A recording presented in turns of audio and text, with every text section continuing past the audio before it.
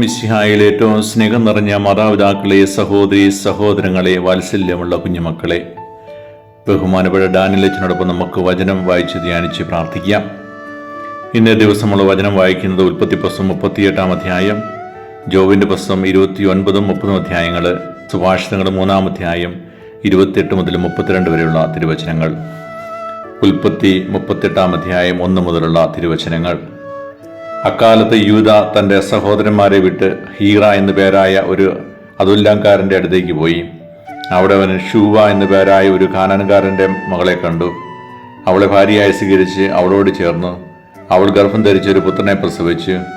യൂദ അവന് എന്ന് പേരിട്ടു. അവൾ വീണ്ടും ഗർഭം ധരിച്ച് ഒരു പുത്രനെ പ്രസവിച്ചു. അവനെ അവൾ ഓനാൻ എന്ന് വിളിച്ചു. അവൾ വീണ്ടും ഗർഭിണിയാകുകയും ഒരു മകനെ പ്രസവിക്കുകയും ചെയ്തു. അവനെ അവൾ ഷേല എന്ന് വിളിച്ചു. അവൻ ജനിക്കുമ്പോൾ യൂദ കെസീബിലായിരുന്നു. തൻ്റെ കടിഞ്ഞൂൽ പുത്രനായ ഏറിന് യൂദ ഒരു ഭാര്യയെ തിരഞ്ഞെടുത്തു. അവളുടെ പേർ താമാർ എന്നായിരുന്നു. എന്നാൽ യൂദായുടെ കടിഞ്ഞൂൽ പുത്രനായ ഏർ കർത്താവിന് മുൻപിൽ ദുഷിച്ചവനായിരുന്നു. കർത്താവ് അവനെ മരണത്തിനിരയാക്കി.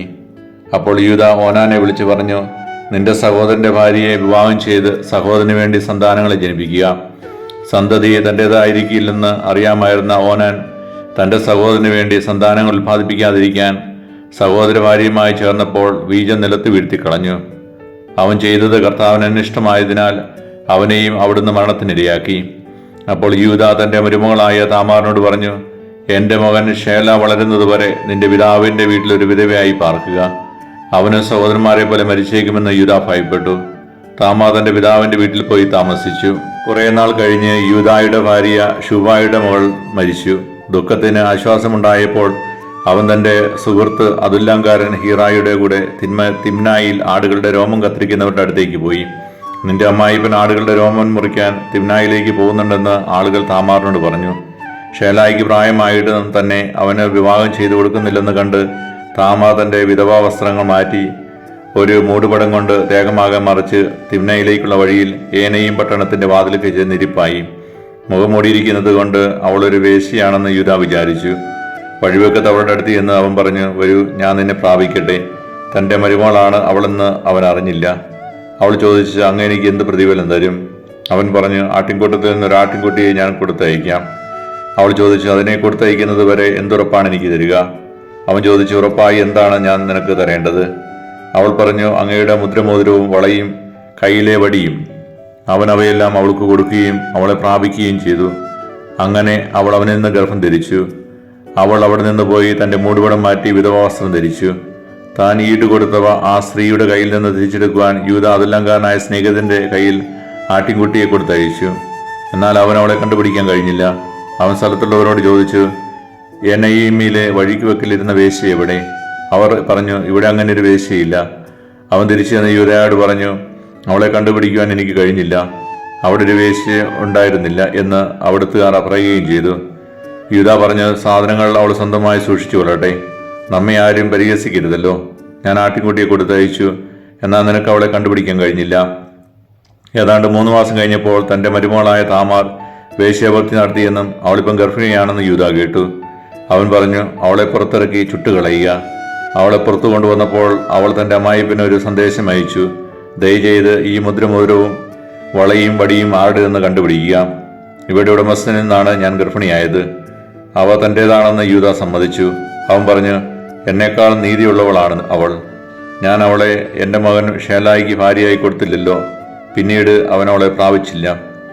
അവൾക്ക് പ്രസവ സമയം എടുത്ത് അവളുടെ ഉദരത്തിൽ 2 കുഞ്ഞുങ്ങളുണ്ടായിരുന്നു. പ്രസവവേദന തുടങ്ങിയപ്പോൾ ഒരു കുഞ്ഞ് കൈ പുറത്തേക്ക് നീട്ടി, ഇവൻ ആദ്യം പുറത്തു വന്നു എന്ന് പറഞ്ഞ് സ്തുതികർമ്മണി അവൻ്റെ കയ്യിൽ ചുവന്ന ഒരു ചരട് കെട്ടി. പക്ഷേ അവൻ കൈ ഉള്ളിലേക്ക് വലിച്ചു. അവൻ്റെ സഹോദരൻ പുറത്തു വന്നു, നീ തന്നെത്താൻ പുറത്തേക്ക് വഴിയുണ്ടാക്കിയല്ലോ എന്ന് പറഞ്ഞ് അവൾ അവനെ പേരസ് എന്ന് വിളിച്ചു. പിന്നീട് കയ്യിൽ ചുവന്ന ചരടുമായി അവൻ്റെ സഹോദരൻ പുറത്തു വന്ന് അവന് സേറ് എന്ന് പേരിട്ടു. ജോബിൻ്റെ പുസ്തകം 29 അധ്യായം 1 മുതലുള്ള തിരുവചനങ്ങൾ. ജോബ് തുടർന്ന്, ദൈവം എന്നെ പരിപാലിച്ചിരുന്ന പഴയ കാലങ്ങളിലെ പോലെ ഞാനായിരുന്നെങ്കിൽ അക്കാലത്ത് അവിടുന്ന് തൻ്റെ ദീപം എൻ്റെ ശിരസിന് മുകളിൽ തെളിയിക്കുകയും ഞാൻ അവിടുത്തെ പ്രകാശത്താൽ അന്ധകാരത്തിലൂടെ നടക്കുകയും ചെയ്തു. ഞാൻ എൻ്റെ ശരത് കാല ദിനങ്ങളിലെ പോലെ ആയിരുന്നെങ്കിൽ അന്ന് ദൈവത്തിൻ്റെ സൗഹൃദം എൻ്റെ കൂടാരത്തിന്മേലുണ്ടായിരുന്നു. സർവശക്തൻ എന്നോടുകൂടെ ഉണ്ടായിരുന്നു. എന്റെ സന്താനങ്ങൾ എനിക്ക് ചുറ്റുമുണ്ടായിരുന്നു. എന്റെ പാദങ്ങൾ പാലുകൊണ്ട് കഴുകി പാറ എനിക്ക് വേണ്ടി എണ്ണ പകർന്നു തന്നു. ഞാൻ നഗര കവാടത്തിന് പുറത്തു വന്നു. പൊതുസ്ഥലത്ത് ഞാൻ എന്റെ ഇരിപ്പിടം ഒരുക്കി. യുവാക്കൾ എന്നെ കണ്ട് പിൻവാങ്ങി. വൃദ്ധ എഴുന്നേറ്റ് നിന്ന് പ്രഭുക്കൾ വാവുത്തി മൗനം ഭരിച്ചു. ശ്രേഷ്ഠ ശബ്ദമടക്കുകയും അവരുടെ നാവ് അണ്ണാക്കിനോട് ഒട്ടിച്ചേരുകയും ചെയ്തു. എന്നെക്കുറിച്ച് കേട്ടവർ എന്നെ പുകഴ്ത്തി, എന്നെ കണ്ടവർ അത് സ്ഥിരീകരിച്ചു. എന്ന് നാം നിലവിളിക്കുന്ന ദരിദ്രനെയും നിരാശ്രയനായ അനാഥനെയും ഞാൻ രക്ഷിച്ചു. നശിക്കാറായിരുന്നവർ എന്നെ അനുഗ്രഹിച്ചു. വിധവയുടെ ഹൃദയം ആനന്ദഗീതം ആലപിക്കാൻ ഞാൻ ഇടയാക്കി. ഞാൻ നീതി അണിഞ്ഞു, അതെന്നെ ആവരണം ചെയ്തു. നീതി എനിക്ക് അങ്കിയും തലപ്പാവുമായിരുന്നു. ഞാൻ കുരുടനും കണ്ണുകളും മുടന്തനും കാലുകളുമായിരുന്നു. ദരിദ്രർക്ക് ഞാൻ പിതാവായിരുന്നു. എനിക്ക് അപരിചിതനായവന്റെ വ്യവഹാരം ഞാൻ നടത്തി. ഞാൻ ദുഷ്ടന്റെ ദുഷ്ടങ്ങൾ തകർക്കുകയും അവന്റെ പല്ലിനിടയിൽ നിന്ന് ഇരയെ മോചിപ്പിക്കുകയും ചെയ്തു. അപ്പോൾ ഞാൻ വിചാരിച്ചു, ഞാൻ എൻ്റെ വസതിയിൽ വെച്ച് മരിക്കുകയും മണത്തരി പോലെ എൻ്റെ ദിനങ്ങൾ വർദ്ധിപ്പിക്കുകയും ചെയ്യും.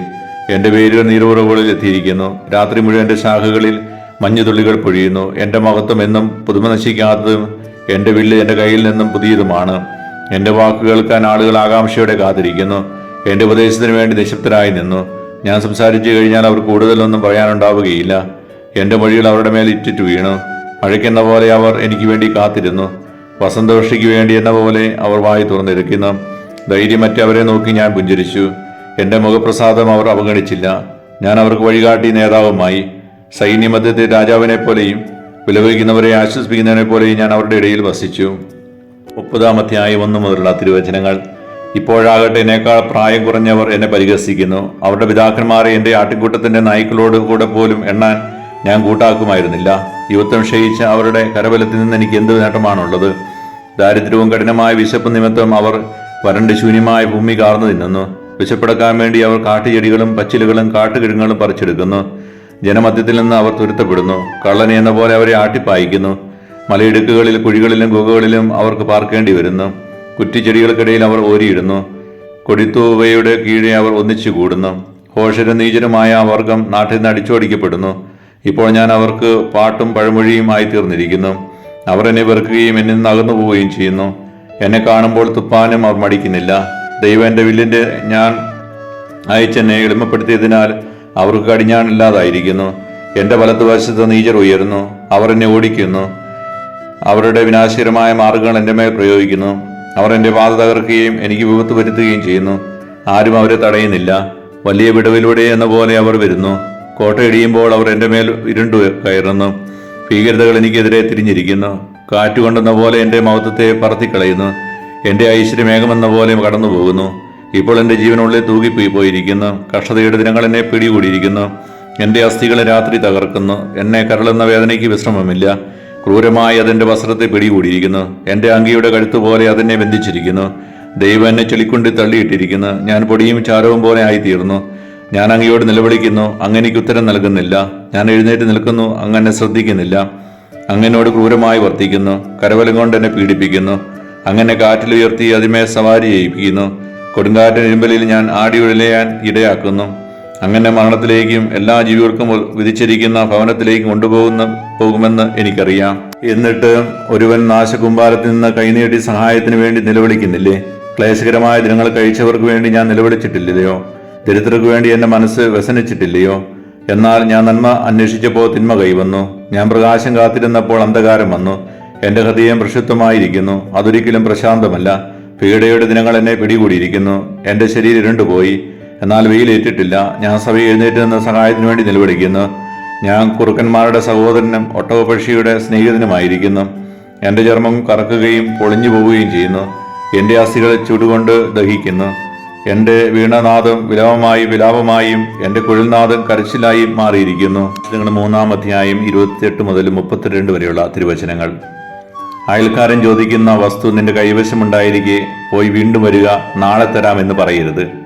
നിന്നെ വിശ്വസിച്ച് പാർക്കുന്ന അയൽക്കാരനെ ദ്രോഹിക്കാൻ ആലോചിക്കരുത്. നിനക്ക് ഉപദ്രവം ചെയ്യാത്തവനുമായി കലഹിക്കരുത്. അക്രമിയുടെ വളർച്ചയിൽ അസൂയപ്പെടുകയോ അവന്റെ മാർഗം അവലംബിക്കുകയോ അരുത്.